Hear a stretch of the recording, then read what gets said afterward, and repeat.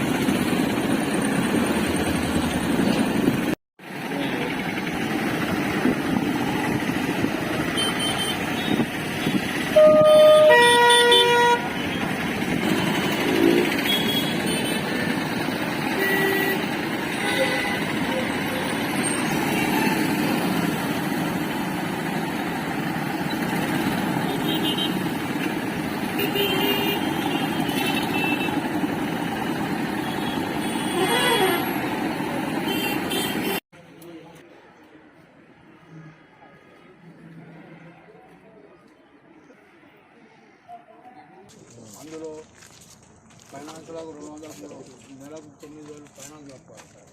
ఒక నెల లేట్ అయితే మేము ప్రభుత్వాన్ని ఒకటే విన్నవించుకుంటున్నామండి. మహిళలకు పెట్టిన మహాలక్ష్మి పథకము బాగానే ఉంది. మా ఆటో డ్రైవర్లను కూడా మమ్మల్ని కూడా ఆదుకోవాలని కోరుకుంటున్నాము. మాకు ఏదైనా నెలభృతి ఏమైనా ప్రకటిస్తానని ఆశిస్తూ ఈ ప్రభుత్వాన్ని విన్నవించుకుంటామండి. కూలిపోయిన బండి ఇప్పుడిప్పుడే కోలుకున్న పరిస్థితుల్లో ఈ ఉచిత పథకంతో ఇంకా దెబ్బతినే పరిస్థితి ఏర్పడింది. మాకు ఆటో కిస్తీలు కూడా వెళ్ళడం లేదు, ఏదో ఎల్ల తీసుకుంటూ వస్తున్నామండి. మా పిల్లలు భవిష్యత్తు బాగాలేదు, పిల్లలు కూడా చదువు కిస్తీ వాళ్ళ ఫీజులు కట్టే పరిస్థితి కూడా లేదండి. ఇంట్లో కూడా రోజు టెన్షన్ లేదండి. మాకు ఏమైనా ఆధారం చూస్తే మేమైనా ఆటో యూనియన్ డ్రైవర్లు అందరం కలిసి ర్యాలీగా తీసి ఆర్డీఓ గారికి ఒక వినతి పత్రం ఇవ్వడం జరిగింది. టీఆర్ఎస్ ప్రభుత్వం లోపల 9 సంవత్సరాలు పరిపాలించారు. మాకు వాళ్ళు చేసిన దానిలో ఒకటే 450 రూపాయలు సంవత్సరానికి ట్యాక్స్ ఉంటుంది. ఆ ట్యాక్స్ మాఫ్ చేసి 3,500 రూపాయలు ఇన్సూరెన్స్ ఉంటుంది బండికి. ఈ 3,000 ట్యాక్స్ మాఫ్ చేసి 3,500 ఉన్న ఇన్సూరెన్స్కు 9,500కు పెంచడం జరిగింది. ఈ 500 ఎక్కడ, ఈ 9,500 ఎక్కడ? అందులో మాకు మోసం జరిగింది. సరే, ఈ ప్రభుత్వం ఏదో 9 సంవత్సరాలు కాలయాపన చేసుకుంటా ఆటో కార్మికులకు ఎలాంటి వసతులు కల్పించలేదు.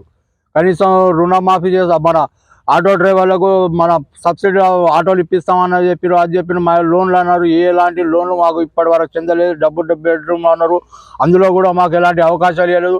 9 సంవత్సరాలు నరకయాతన చూసుకుంటూ వచ్చినాం.